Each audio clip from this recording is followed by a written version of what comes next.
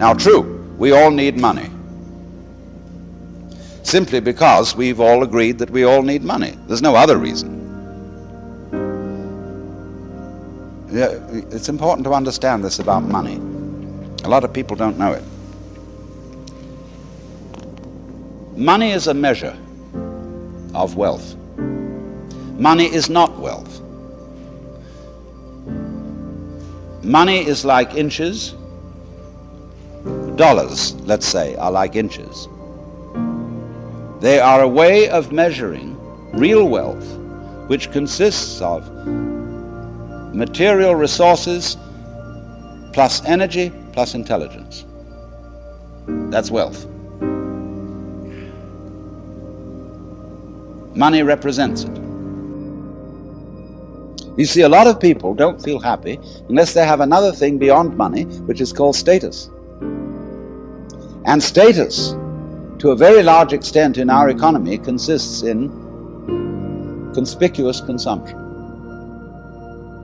In having this thing and that thing and the other thing, in having a swimming pool, a Ferrari, a certain kind of clothes, and a certain kind of house with an enormous round-style picture window, and so on and so on and so on. And we think we need all that. We have a whole world based on this. Two things. Save up. There's a good time coming. So put your money aside, invest it. Secondly, which is somewhat contradictory, happiness consists in the possession of things. A lot of people, when they feel inadequate, bored, unfulfilled, try to get rid of this sensation by going shopping. A lot of people spend all their daytime shopping. That's the thing to do. You go out and shop and come back loaded with all kinds of things. But you can't live in 6 houses at once. You can't ride more than 2 horses at a time. You can't drive more than 1 car at a time.